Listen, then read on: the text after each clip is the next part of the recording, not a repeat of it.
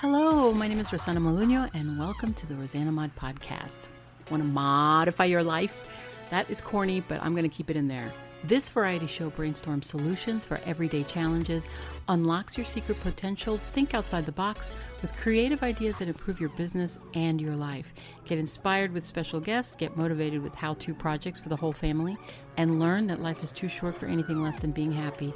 Laugh with me or at me, it doesn't matter. Somebody's going to laugh.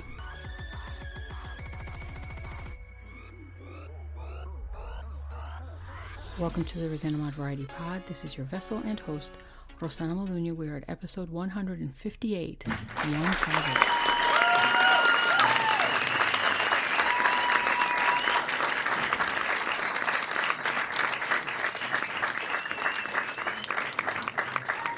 In today's Thursday Love Talks, we are going to discuss how to hire your new best friend, which is going to be your divorce attorney.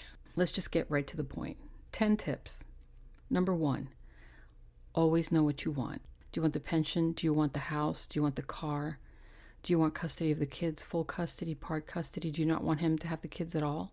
Make sure that you understand what it is that you want, because that's what you're going to be fighting for. Number 2 is going to be where you're going to find this attorney. Find your friends. Which one of your friends got the better deal? That's the attorney you want. Number 3, pick 3 attorneys. That way you get different personalities, you get to compare, and then out of those 3, you're going to interview each one of them and you're going to ask them questions. And if you're not sure what questions to ask, I'm going to show you in a minute. Number 4, always check online reviews.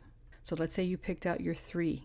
Check the reviews online. Make sure that all the reviews are as positive as you can get. And look, near you, what's convenient for you. Do you want to drive, or maybe you can't drive? Number 5 is make sure that they are certified in a specific area that you need. So if you've got children, you want family law. You want somebody with experience in divorce law and somebody in that specific thing that you need. Maybe they have experience in difficult divorces, or they were former prosecutors. This might be good. Number 6, you're going to ask how much, which is very important. How much do they charge in total? You're going to tell them what you want. You've already interviewed them.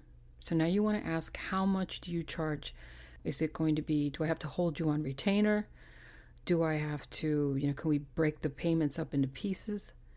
Maybe they can work with you that way. I don't know. Some of them do. Try to help you out, maybe. You never know. You don't know until you ask. But make sure that you're comfortable with whatever it is that you're getting. And what fees are included, you want to ask. Do they charge for emails? Do they charge for any kind of witnesses that might come up depending on your situation? Do they, if it's a custody battle or something, are they going to charge you for every person that they question? All this should be spoken about. You want to make sure that you're clear and you have all these things in writing, and they will do that anyway. Number 7, do they work in a team or do they work alone? Teams are better. You don't want to overwhelm one lawyer with all of your work because you're not the only case that they're handling. But I think you would be better off with a team or a firm of experienced lawyers, and you have the one lawyer that's certified and specified and expertise in your area of what it is that you need specifically.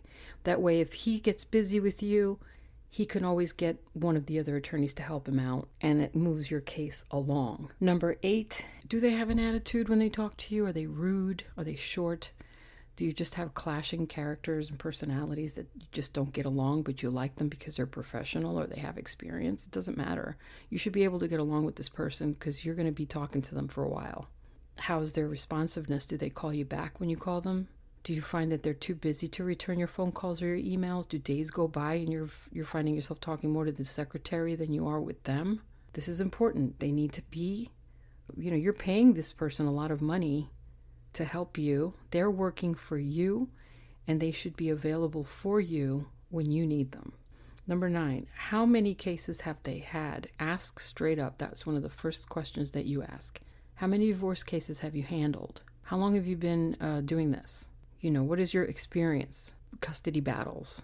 Do they have any kind of business or real estate experience? That kind of stuff. The more questions that you ask, the better.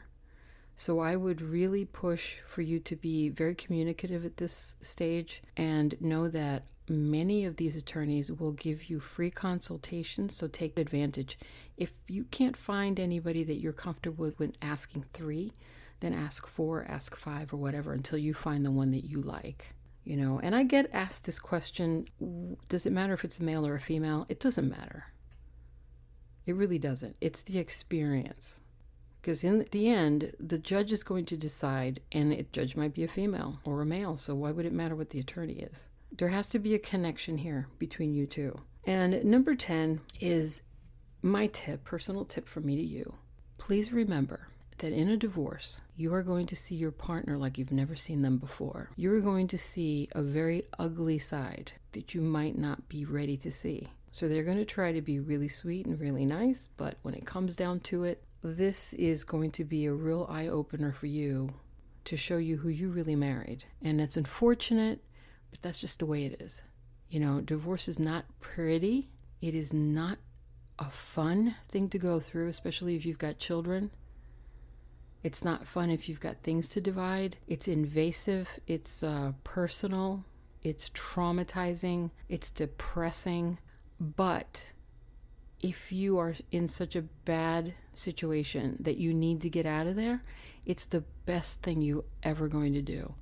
And you will be happier. Let go, let God. It's going to be okay. I wanted to add something. Not everybody's got money for attorneys.